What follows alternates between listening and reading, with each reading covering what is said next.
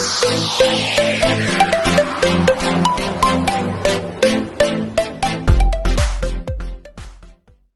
morning, my dear friends.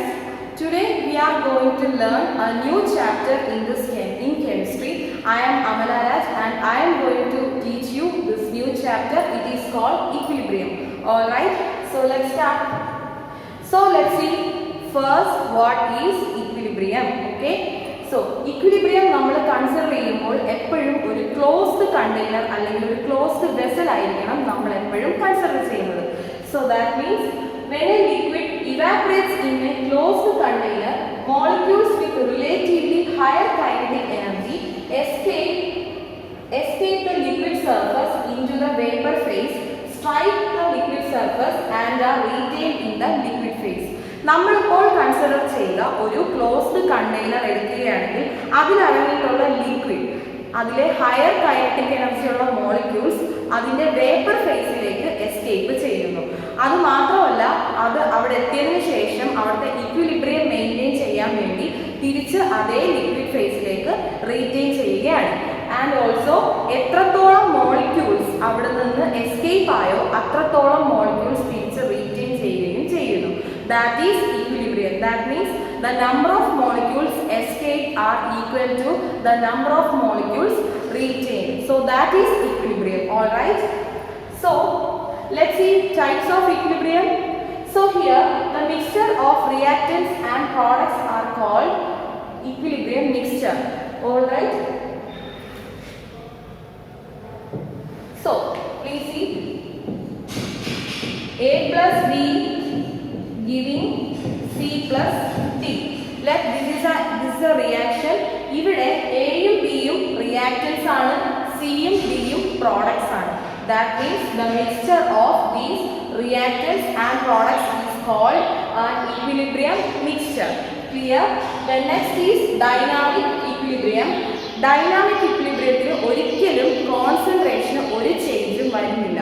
So dynamic equilibrium is an equilibrium that does not have any change in the concentration. And next is the ionic equilibrium. Ionic equilibrium is involving equilibrium of ions. So ionic equilibrium is the equilibrium involving ions. So let's see the physical process in equilibrium. ഈ ഒരു example അല്ലെങ്കിൽ ഈ ഒരു phase transition process, transformation process എല്ലാവർക്കും familiar ആയിരിക്കും. That is solid changing to liquid, liquid changing to gas and gas again changing to solid. ഈ ഒരു phase transformation എല്ലാവർക്കും പരിചിതമായിരിക്കും. സോളിഡ് ഹീറ്റ് ചെയ്യുമ്പോൾ എന്താകുന്നു? ലിക്വിഡ് ആകുന്നു. ഈ ലിക്വിഡിനെ നമ്മൾ അഗെയിൻ ഹീറ്റ് ചെയ്യുമ്പോൾ അത് ഗ്യാസ് ആകുന്നു. ഗ്യാസിനെ നമ്മൾ തണുപ്പിക്കുമ്പോൾ അത് ലിക്വിഡ് ആകുന്നു. ലിക്വിഡിനെ പിന്നെയും തണുപ്പിക്കുമ്പോൾ അത് സോളിഡ് ആകുന്നു. സോ ദിസ് ഈസ് എല്ലാവർക്കും പരിചിതമായ ഒരു ഫേസ് ട്രാൻസ്ഫോർമേഷൻ പ്രോസസ് ആണ്. Solid becomes liquid, liquid becomes gas. All right. So this is an example of equilibrium in physical process. That means the most famous example of physical equilibrium is the phase transformation process. All right. So let's see the concept of equilibrium. ഈ graph കണ്ടോ എല്ലാവരും? ഇതിൽ N2O4 ന്റെ ഒരു ഗ്രാഫാണ് പറയുന്നത്. It is plotted X ആക്സിസിൽ ടൈമും Y ആക്സിസിൽ റേറ്റും പ്ലോട്ട് ചെയ്തിട്ടുള്ള ഒരു ഗ്രാഫാണ്. As a system approaches equilibrium, ഒരു സിസ്റ്റം ഇക്വിലിബ്രിയത്തിലേക്ക് എത്തുമ്പോൾ both the forward and reverse reactions are occurring. ഒരു സിസ്റ്റം ഇക്വിലിബ്രിയത്തിലേക്ക് എത്തുമ്പോൾ എന്താണ് സംഭവിക്കുന്നത്? അവിടുത്തെ ഫോർവേഡ് റിയാക്ഷനും ബാക്ക്വേർഡ് റിയാക്ഷനും ഏകദേശം ഇക്വിലിബ്രിയത്തിലേക്ക് എത്തുകയാണ് ചെയ്യുന്നത്. At equilibrium the forward and reverse reactions are proceeding at the same rate. So that means ഇക്വിലിബ്രിയത്തിൽ ഫോർവേഡ് റിയാക്ഷനും ബാക്ക്വേർഡ് റിയാക്ഷൻ്റെയും റേറ്റ് ഓൾവേസ് സെയിം ആയിരിക്കും. Look at this example. The equilibrium achieving when it is forward or either backward, it achieves the same rate. All right, that is the concept of equilibrium. So next, a system at equilibrium. Same example തന്നെയാണ്, കോൺസെൻട്രേഷനും ടൈമും plot ചെയ്തിട്ടുള്ള ഒരു ഗ്രാഫാണ് ഇവിടെ കാണിച്ചിരിക്കുന്നത്. Let's see. Once equilibrium is achieved, the amount of each reactant and product remains constant. Equilibrium achieve ചെയ്യുമ്പോൾ ഏതൊരു റിയാക്ടന്റിന്റെയും പ്രോഡക്റ്റിന്റെയും amount equal തന്നെ ആയിരിക്കും, or it will remains constant. And here NO2 and N2O4 has reached its equilibrium in this graph. ഈ ഗ്രാഫിൽ നോക്കിയാൽ കാണാം ഇവിടെ N2O-യും NO2-ഉം equilibrium attain ചെയ്തിട്ടുള്ളത്. കോൺസെൻട്രേഷനും ടൈമും വെച്ച് നമുക്ക് നോക്കുമ്പോൾ മനസ്സിലാവും ഇവിടെ NO2-ന്റെയും N2O4-ന്റെയും സെയിം തന്നെയാണ് ഇവിടുത്തെ അളവ് എന്ന് പറയുന്നത്. So next is depicting equilibrium. How can we depict equilibrium? In a system of equilibrium, forward reaction and reverse reactions are being carried out. As a result, we write this equation with a double arrow. നമ്മൾ എപ്പോഴും ഒരു റിയാക്ഷനിൽ forward reaction backward reaction constant ആയിരിക്കുന്ന സമയത്ത് നമ്മൾ use ചെയ്യുന്ന ആരോ എന്ന് പറയുന്നത് ഫോർവേഡ് റിയാക്ഷൻ കാണിക്കാൻ ഈ ആരോയും backward reaction കാണിക്കാൻ ഈ ആരോയും ആയിരിക്കും യൂസ് ചെയ്യുന്നത്. So let's study with it an example. That means if A plus B giving C plus D, if the forward reaction is and backward reaction is happening, then the arrow will reverse. That means equilibrium കാണിക്കാനായി നമ്മൾ use ചെയ്യുന്ന ആരോ എന്ന് പറയുന്നത് ഇങ്ങനെ ഒരു ആരോ ആയിരിക്കും, reversible ആരോ ആയിരിക്കും use ചെയ്യുന്നത്. All right.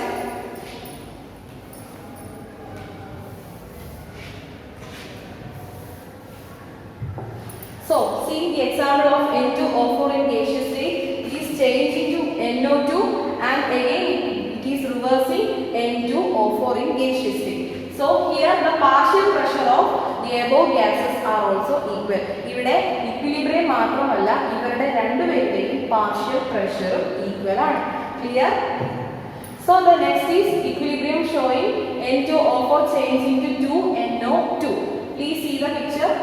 Time പോകുന്നതിനനുസരിച്ച് ഈ റിയാക്ഷൻ നടക്കുകയാണ്. ഇവിടെ റിവേഴ്സിബിൾ റിയാക്ഷൻ ആണ് N2O4ന്റെ കേസിൽ. All right. So the next is equilibriums involving dissolution of solids or gases in liquids. അപ്പോൾ നമുക്ക് ഇനി പഠിക്കാനുള്ളത് സോളിഡിലോ ഗ്യാസിലോ ഉള്ള ഡിസൊല്യൂഷൻ ആണ് പഠിക്കാനുള്ളത്. അവിടെയുള്ള ഇക്വിലിബ്രിയത്തെ പറ്റിയാണ് നമ്മൾ മെയിൻ ആയിട്ട് പഠിക്കേണ്ടത്. So solids in liquids, when no more solute can be dissolved in the solution, it is called a saturated solution. I am sure എല്ലാവരും saturated solution, unsaturated solution, super saturated solution എന്താണ് എന്ന് പഠിച്ചിട്ടുണ്ടായിരിക്കും. Saturated സൊല്യൂഷന്റെ case പറയുകയാണെങ്കിൽ ഒരിക്കലും നമ്മൾ add ചെയ്തതിന് ശേഷം അല്ലെങ്കിൽ ഒരു സോൾട്ട് ആഡ് ചെയ്തതിന് ശേഷം അത് കംപ്ലീറ്റ് ആയി ഡിസോൾവ് ആയതിനു ശേഷം cannot add more salt because it is already saturated. That means no more solute can be dissolved in the solution. It is called a saturated solution. That means if we are taking the example of sugar solution, it will become sugar, and if we melt sugar as solid, it will become sugar solution. And also the rate of dissolution of sugar is equal to rate of crystallization of the sugar. എത്രത്തോളം dissolve ആകുന്നോ അത്രത്തോളം തന്നെ അത് ക്രിസ്റ്റലൈസേഷനും അവിടെ സംഭവിക്കും. That means the rate of both are equal. And the next is Henry's law, and it is very important law in equilibrium. അത് പറയുന്നത് എന്താണെന്ന് വെച്ചാൽ there is a certain equilibrium between the molecules of the gaseous state and molecules of the liquid state. Equilibrium case പറയുമ്പോൾ molecules gaseous സ്റ്റേറ്റിലുള്ള മോളിക്യൂൾസിന്റെയും liquid സ്റ്റേറ്റിലുള്ള മോളിക്യൂൾസിന്റെയും കാര്യങ്ങളാണ് നമ്മൾ ഇനി പഠിക്കാൻ പോകുന്നത്. So carbon dioxide gas and carbon dioxide in solution. That means both the forward reaction and backward reaction is happening. Liquid എത്രത്തോളം ആകുന്നോ അല്ലെങ്കിൽ സൊല്യൂഷൻ എത്രത്തോളം ആകുന്നോ അത്രയും തന്നെ ഇവിടെ ഗ്യാസും ഫോം ചെയ്യും. That means ഏത് സമയം വേണമെങ്കിലും നമുക്ക് റിയാക്ഷൻ റിവേഴ്സ് ചെയ്യാനായിട്ട് സാധിക്കും, forward or either backward. Now going to Henry's law. Henry's law states that the mass of a gas dissolved in a given mass of a solvent at any temperature is proportional to the pressure of the gas above the solvent.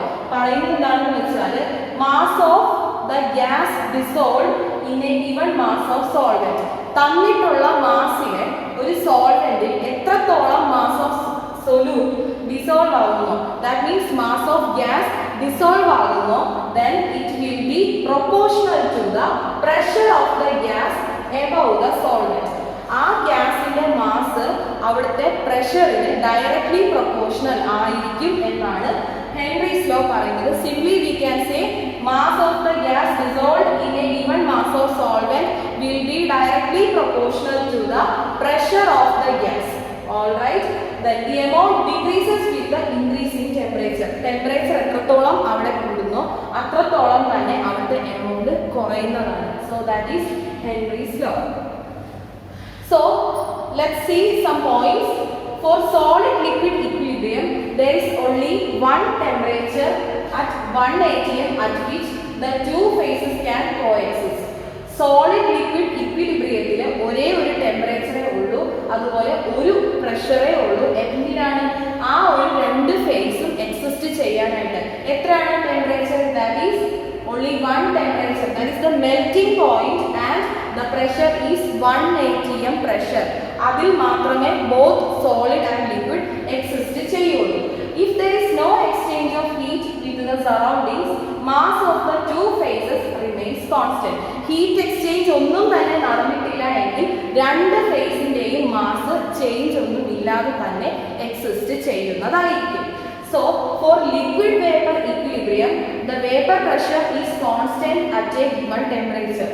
നമ്മൾ consider ചെയ്യുന്നത് liquid vapour equilibrium ആണെന്നുണ്ടെങ്കിൽ അവിടുത്തെ vapour pressure constant ആയിരിക്കും. എല്ലാ ടെമ്പറേച്ചറിലും എല്ലാ given ടെമ്പറേച്ചറിലും എന്തായിരിക്കും? Liquid vapour പ്രഷറിൽ vapour pressure always remains constant. All right, for dissolution of solids in liquids, നമ്മളൊരു ലിക്വിഡിൽ സോളിഡിന്റെ ഡിസൊല്യൂഷൻ ആണ് നടക്കുന്നതെങ്കിൽ the solubility will be constant at a given temperature.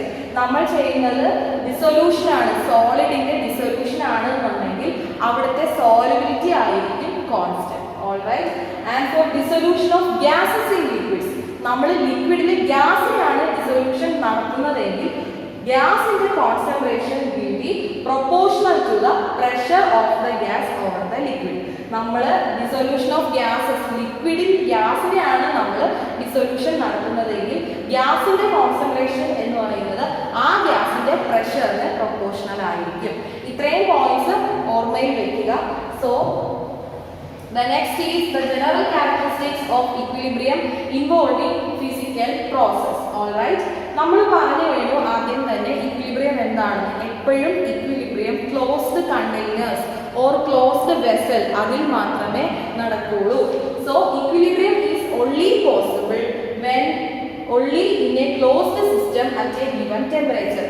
തന്നിട്ടുള്ള ടെമ്പറേച്ചറിൽ or at constant temperature equilibrium will only exist in closed systems, and also both the opposing process occur at the same rate and there is a dynamic but a stable condition.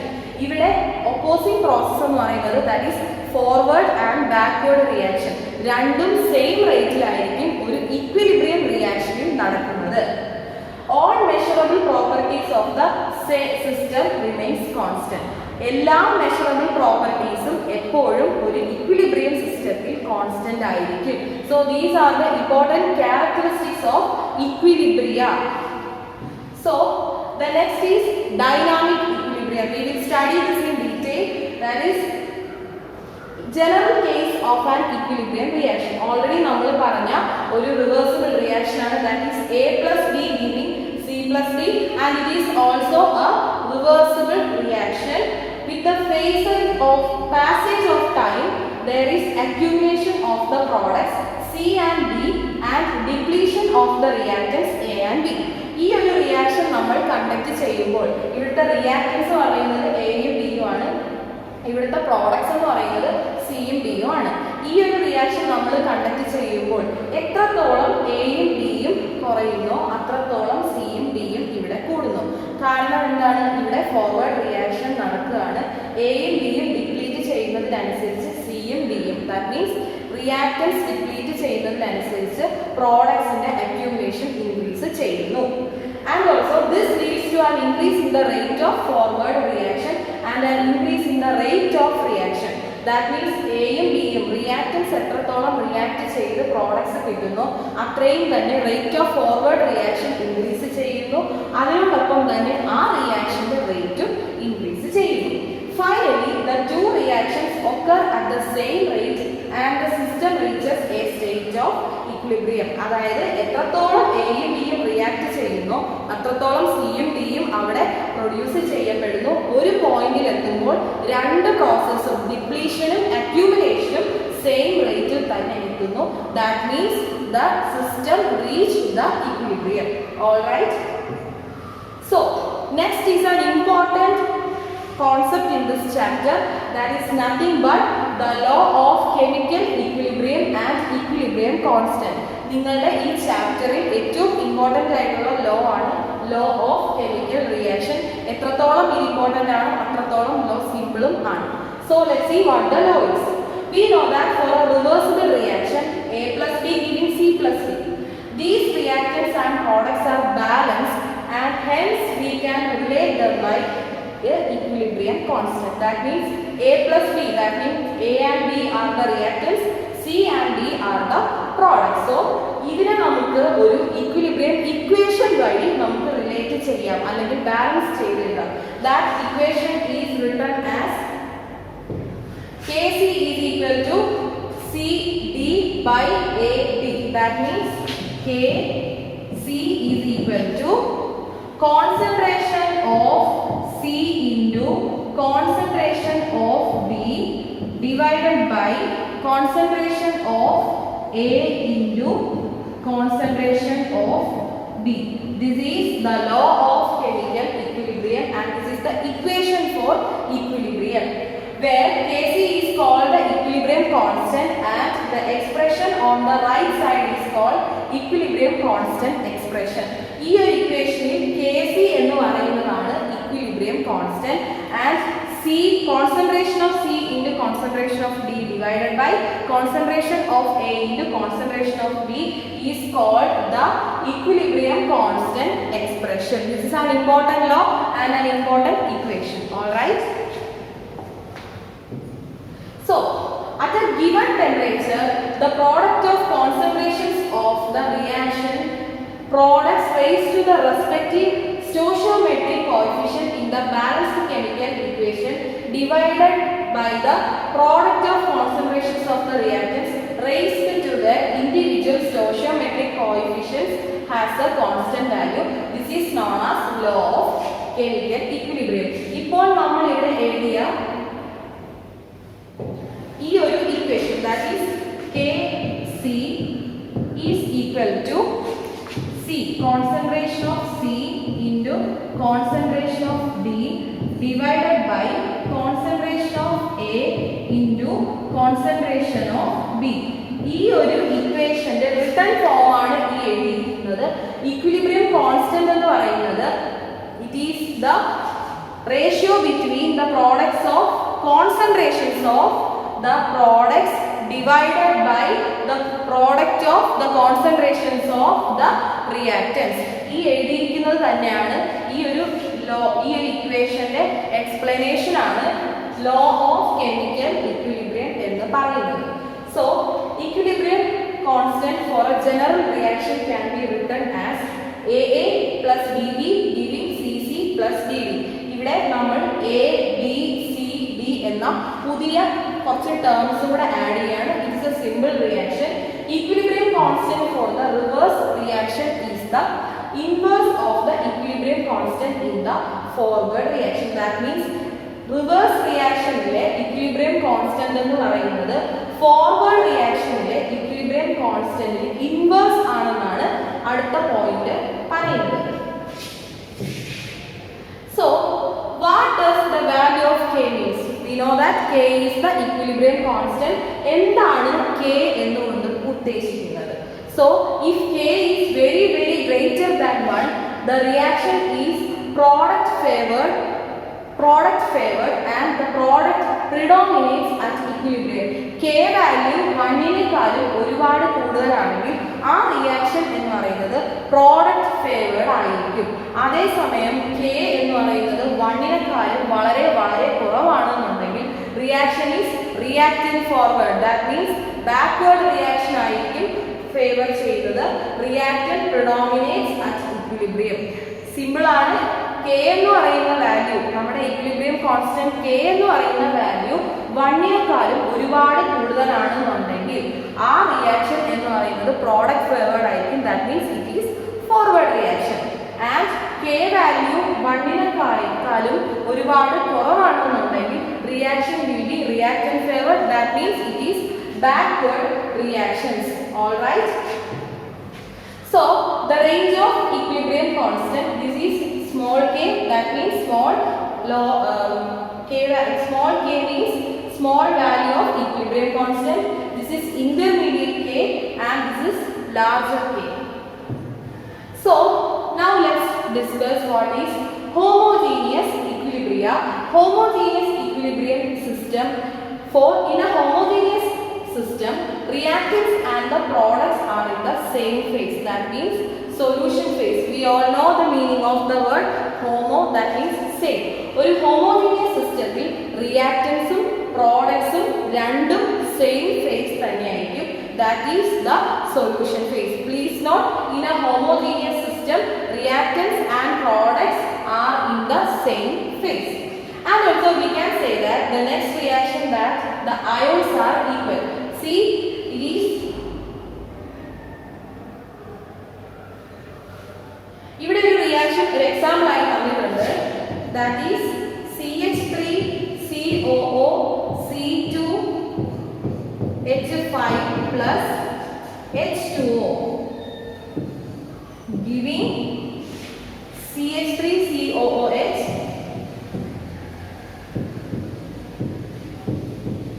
plus C2H5 OH. That means the reaction is a reversible reaction. That is the both of them are in CH3COO C2H5 and H2O. Both are in aqueous medium and the resultant product are also in aqueous medium. Also there is an example given, Fe3 plus HCN gives FeCN. It is a coordination compound. All right. Now let's discuss equilibrium constant in a gaseous system. നമുക്ക് എല്ലാവർക്കും അറിയാവുന്ന ഒരു law ആണ്. That is the ideal gas equation. PV is equal to nRT.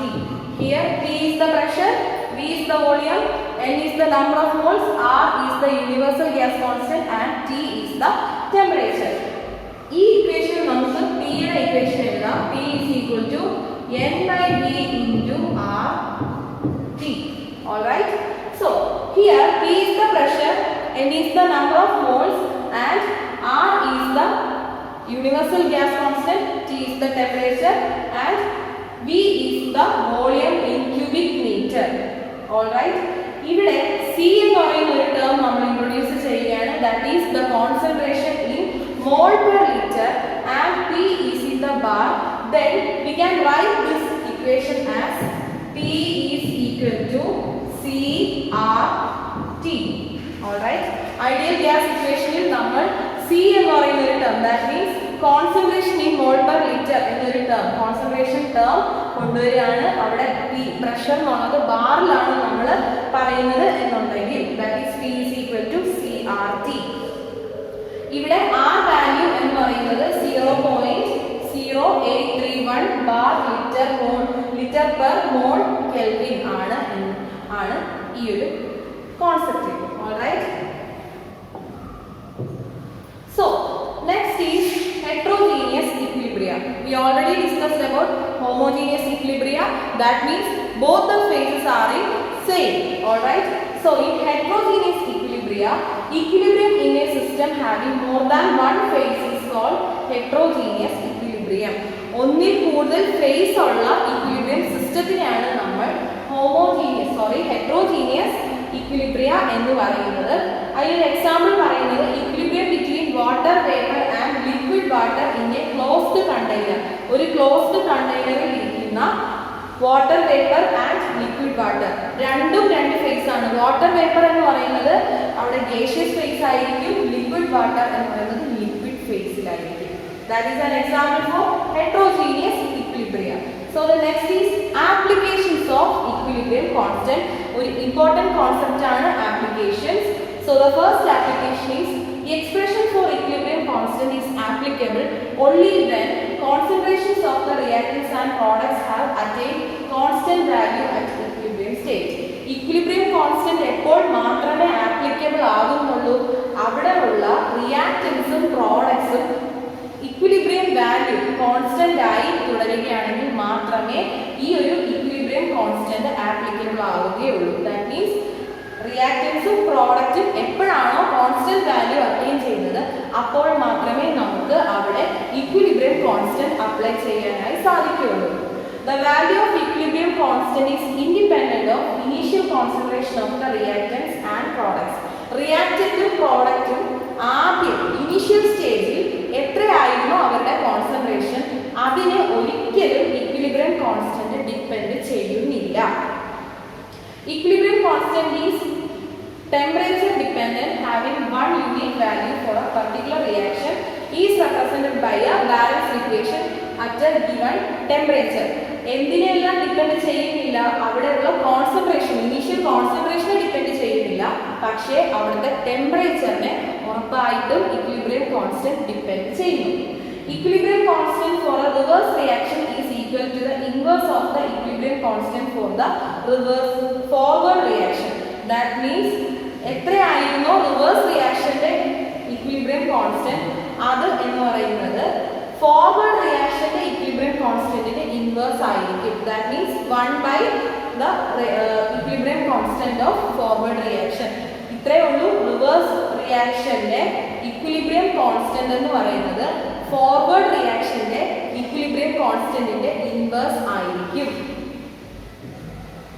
So predicting the extent of the reaction. So the magnitude of equilibrium constant, that is Kc and Kp, magnitude ആണ് equilibrium constant ന്റെ magnitudes ആണ്, is directly proportional to the concentration of the product. Equilibrium constant എന്ന് പറയുന്നത് that is Kc യും Kp യും എന്തിനാണ് proportional, directly proportional to the concentration. പ്രോഡക്റ്റിന്റെ concentration directly proportional ആണ് Kc and Kp. If Kc is very large, then the reaction proceeds nearly to completion. Kc യുടെ value, Kc എന്ന് പറയുന്ന equilibrium value ഏകദേശം വളരെ വലിയൊരു വാല്യൂ ആണെന്നുണ്ടെങ്കിൽ ഏകദേശം റിയാക്ഷൻ കംപ്ലീറ്റ് ആയി എന്നാണ് meaning. So if Kc is very small, then reaction proceeds rarely. Kc value ഒരു റിയാക്ഷൻ Kc വാല്യൂ വളരെ കുറവാണെന്നുണ്ടെങ്കിൽ ആ റിയാക്ഷൻ നടക്കാൻ അല്ലെങ്കിൽ ആ റിയാക്ഷന് ഒരുപാട് സമയം എടുക്കുമെന്നോ അല്ലെങ്കിൽ നടക്കാൻ സാധ്യതയില്ല എന്നാണ് meaning. So the next is predicting the direction of the reaction. It is also an important concept. That means we are going to predict the direction of the reaction. So equilibrium constant helps in predicting the direction in which a given reaction will proceed at any stage. Always നമുക്ക് ഒരു equilibrium constant വെച്ച് reaction ഏത് ഡയറക്ഷനിലായിരിക്കും എന്ന് നമുക്ക് predict ചെയ്യാനായി സാധിക്കും. For this purpose we calculate the reaction quotient Q. ഈ ഒരു കാര്യം മനസ്സിലാക്കാൻ വേണ്ടി ഏതാണോ ഡയറക്ഷൻ എന്ന് മനസ്സിലാക്കാൻ വേണ്ടി നമ്മൾ ചെയ്യുന്നതെന്ന് പറയുന്നത് അവിടുത്തെ റിയാക്ഷൻ കോൺസ്റ്റന്റ് റിയാക്ഷൻ കോഷ്യന്റ് ആയ Q വാല്യൂ കാൽക്കുലേറ്റ് ചെയ്യുക എന്നതാണ്. It is denoted with QC with molar concentration. You all know what is molar concentration. QC എന്നാണ് നമ്മൾ റിയാക്ഷൻ കോഷ്യന്റിനെ ഡിനോട്ട് ചെയ്യുന്നത്. So if QC is greater than Kc, then the reaction will proceed in the direction of reactants. QC എന്ന് പറയുന്നത് Kc യെക്കാട്ടിലും ഒരുപാട് കൂടുതലാണെന്നുണ്ടെങ്കിൽ QC value ആണ് greater എങ്കിൽ reaction will be reverse reaction. That means reactants എന്തായിരിക്കും direction of റിയാക്റ്റൻസിലായിരിക്കും നടക്കുന്നത്. If QC is less than KC, the reaction will proceed in the direction of product. That means forward reaction ആയിരിക്കും. QC value KC വാല്യൂവിനെക്കാട്ടിലും കുറവാണെന്നുണ്ടെങ്കിൽ അവിടെ നടക്കുന്ന reaction forward reaction ആയിരിക്കും. So if QC is greater than KC, net reaction goes from left to right. That means if QC is greater than KC, net reaction goes from right to left. Reaction right ൽ നിന്നും ലെഫ്റ്റിലേക്ക് ആയിരിക്കും വരുന്നത്. QC is less than KC, then the net reaction will be from left to right, and if both are equal, there is no reaction. All right. QC KCയെക്കാളും greater ആണെന്നുണ്ടെങ്കിൽ reaction നടക്കുന്നത് from left to right right to left ആയിരിക്കും. And if QC is less than KC, then the reaction goes from left to right. If QC and KC both are equal, then there will be no net reaction. So next is the relationship between the equilibrium constant K, the reaction constant, and Gibbs energy G. All right. ഏതൊക്കെയാണ്? equilibrium constant K യും reaction quotient Q and Gibbs energy G. ഈ മൂന്ന് കാര്യങ്ങളുടെയും relation ആണ് അടുത്തത് നമ്മൾ പഠിക്കുന്നത്. So delta G negative value ആണെങ്കിൽ റിയാക്ഷൻ എന്ന് പറയുന്നത് സ്പോണ്ടേനിയസ് ആയിരിക്കും. അതോടൊപ്പം തന്നെ ഫോർവേഡ് റിയാക്ഷൻ ആയിരിക്കും നടക്കുന്നത്. So if G is negative, then the reaction is spontaneous and it will be a forward direction reaction. And if G is positive, then the reaction will be non-spontaneous and instead of reverse reaction, ഇവിടെ നടക്കുന്നത് negative G value ആയിരിക്കും. Products എന്ന് പറയുന്നത് converted to be reactants. All right. So if G is equal to 0, then the reaction has achieved equilibrium. At this point, there is no longer any free energy left to drive the reaction. ഇത്രയും ഓർമ്മയിൽ വെക്കുക. G value negative ആണെന്നുണ്ടെങ്കിൽ spontaneous reaction ആയിരിക്കും, അതുപോലെ തന്നെ forward reaction ആയിരിക്കും നടക്കുന്നത്. G value positive ആണെന്നുണ്ടെങ്കിൽ നോൺ സ്പോണ്ടേനിയസ് റിയാക്ഷൻ ആയിരിക്കും നടക്കുന്നത്, റിവേഴ്സ് റിയാക്ഷൻ ആയിരിക്കും നടക്കുന്നത്. And for G is equal to 0, the achieved equilibrium attain ചെയ്തു എന്നാണ് G value 0 ആയുള്ള meaning. And there is no other free energy for making the reaction more forward. So here there is a mathematical expression in the view of thermodynamics, that is delta G is equal to delta G0 plus RT ln Q. All right.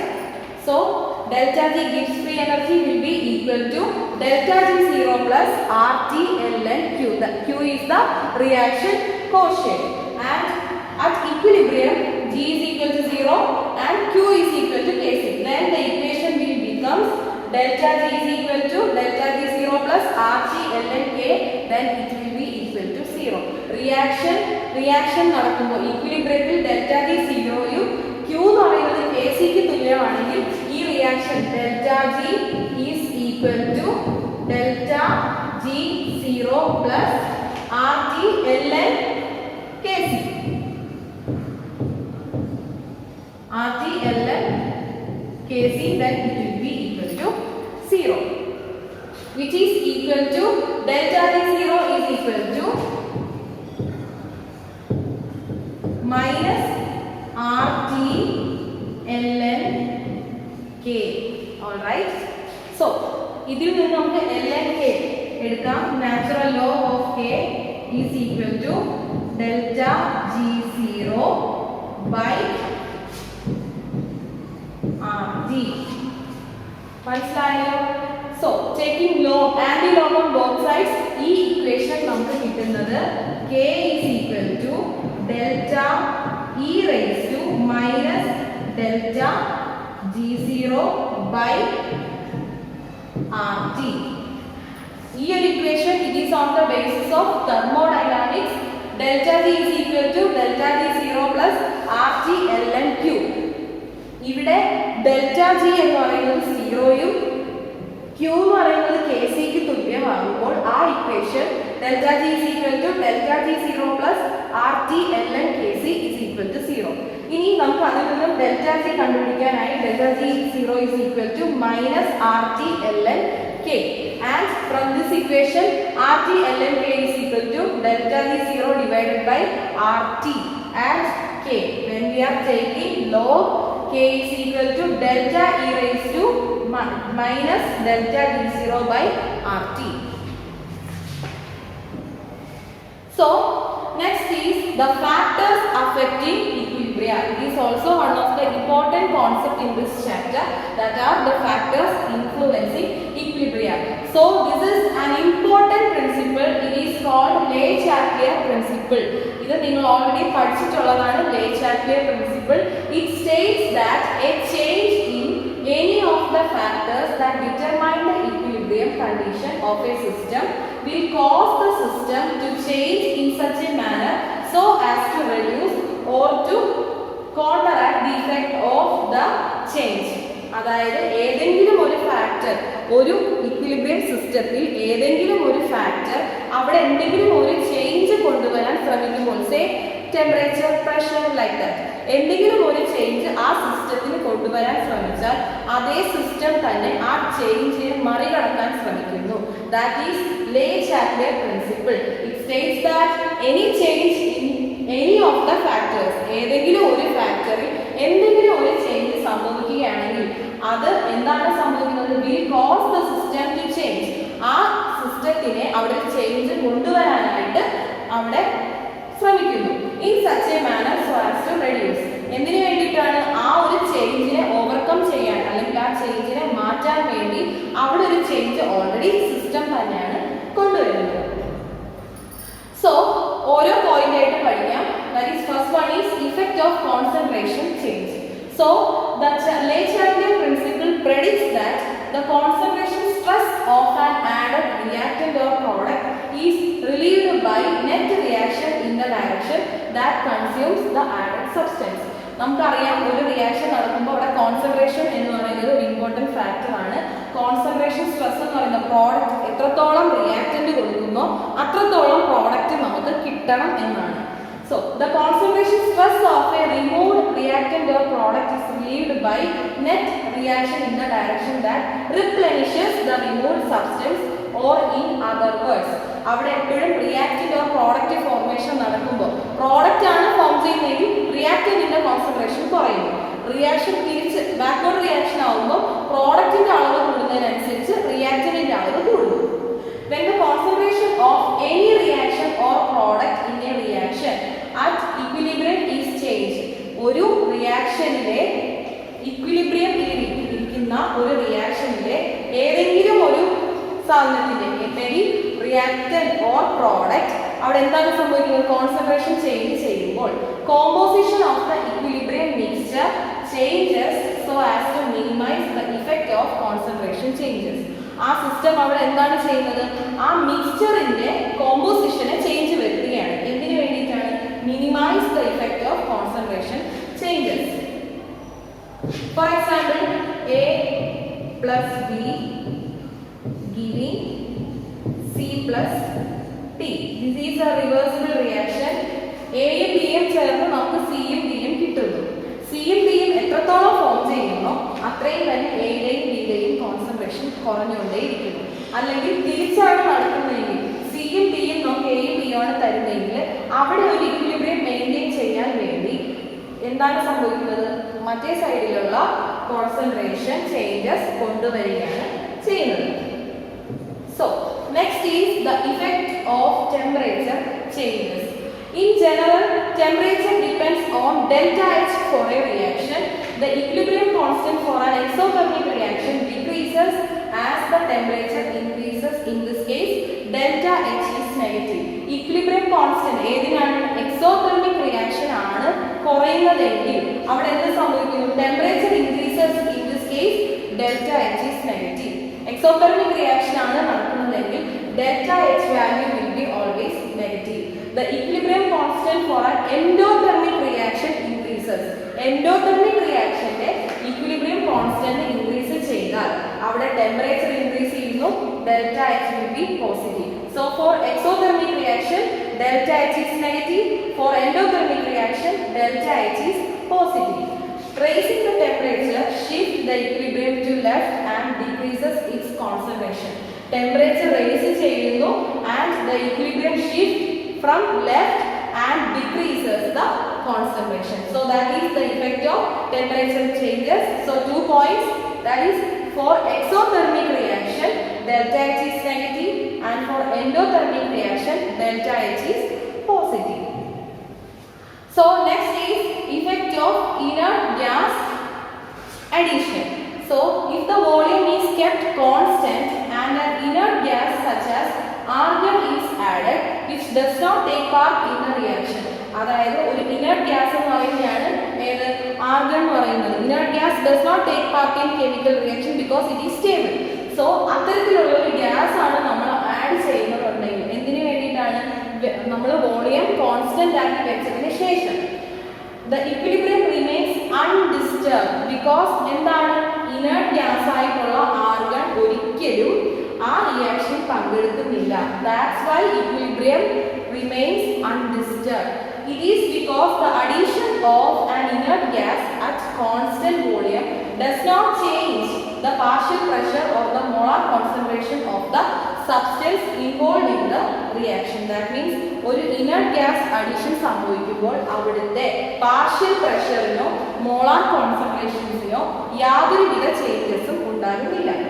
The reaction quotient changes only if the added gas is the reactant or product involved in the reaction.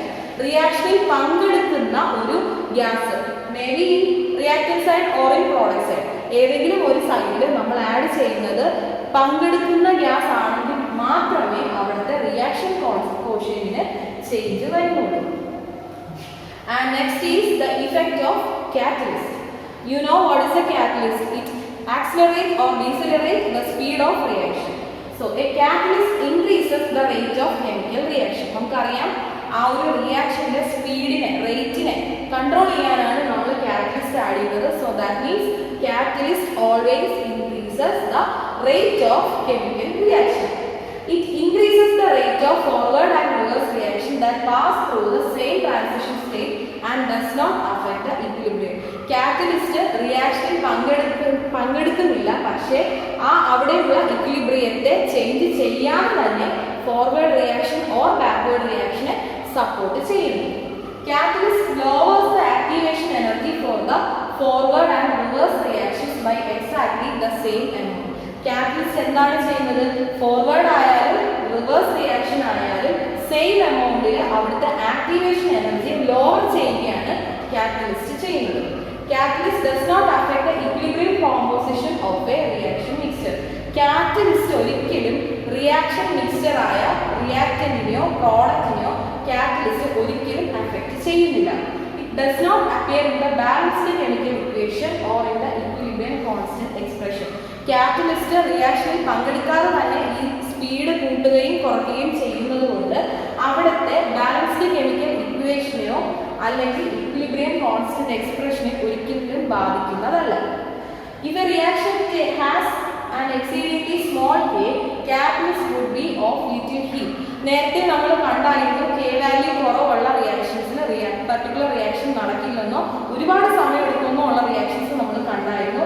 അത്തരത്തിലുള്ള റിയാക്ഷൻസിൽ അല്പം catalyst add ചെയ്താൽ അത് വളരെയധികം helpful ആയിരിക്കും. So next ഇനി നമ്മൾ നോക്കാൻ പോകുന്നത് കുറച്ച് ഇമ്പോർട്ടൻസ് ആയിട്ടുള്ള കുറച്ച് ടേംസും കാര്യങ്ങളൊക്കെയാണ്. So first is when acid and base combines we get salt and water. That reaction is called neutralization reaction. നിങ്ങൾക്കറിയാം, നിങ്ങൾ വോളിയോമെട്രിക് ടൈട്രേഷൻസിൽ ഈ ഒരു റിയാക്ഷൻ ആണ് അവിടെ യൂസ് ചെയ്യുന്നത്. So the next term is dielectric constant. It is nothing but the ability of a polar solvents to dissociate in water. That means polar solvents in ഒരു ability ആണ്, ഒരു കഴിവാണ്. Polar solvents means it have partial charges. So അത്തരത്തിലുള്ള സോൾവെന്റ്സിനുള്ള ഒരു കഴിവാണ് to dissociate in water. That is called dielectric constant. It is the measure of relative permeability. So dielectric constant is the measure of relative permeability. And next is the hydration. You know what is hydration?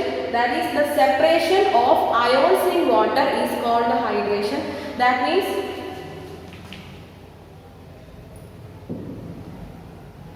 you know H2O will dissociate to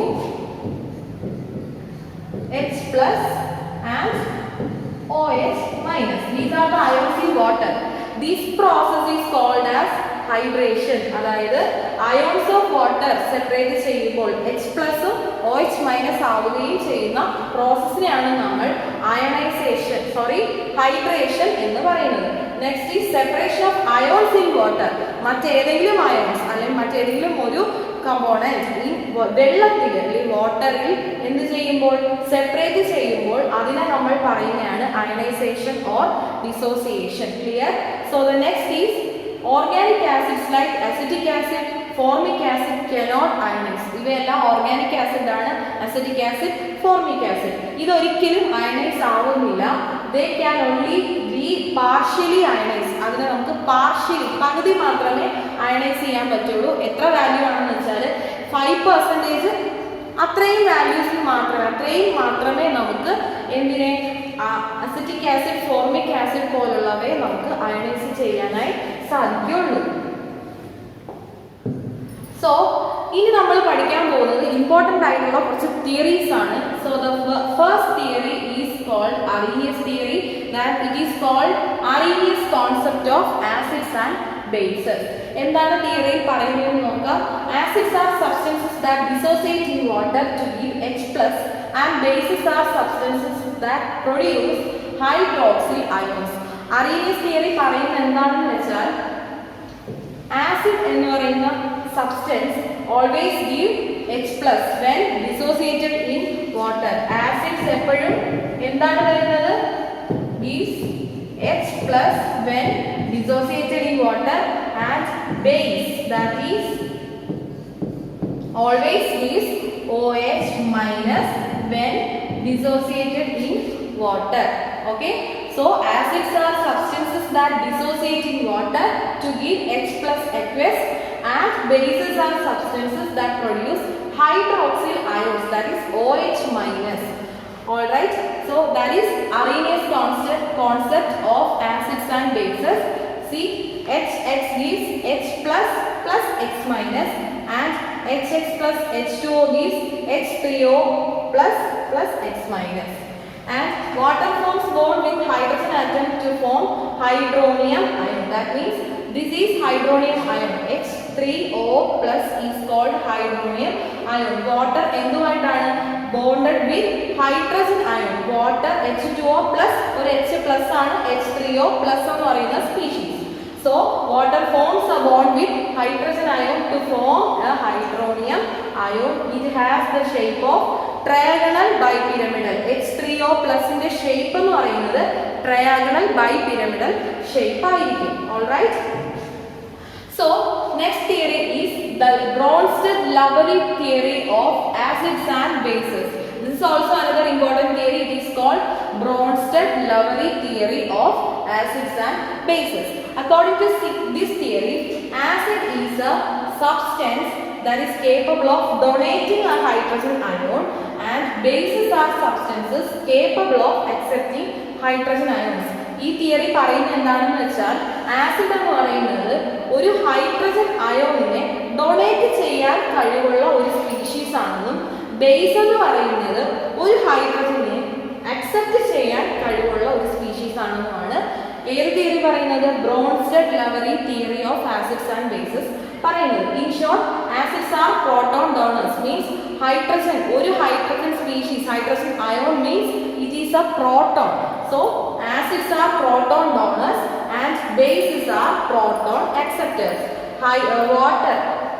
Acids എന്താണ് ചെയ്യുന്നത്? Donate ചെയ്യുകയാണെങ്കിൽ they are called proton donors and bases സ്വീകരിക്കുകയാണെങ്കിൽ they are proton acceptors. That means ഒരു example നമുക്ക് പറയുന്നുണ്ട്. See,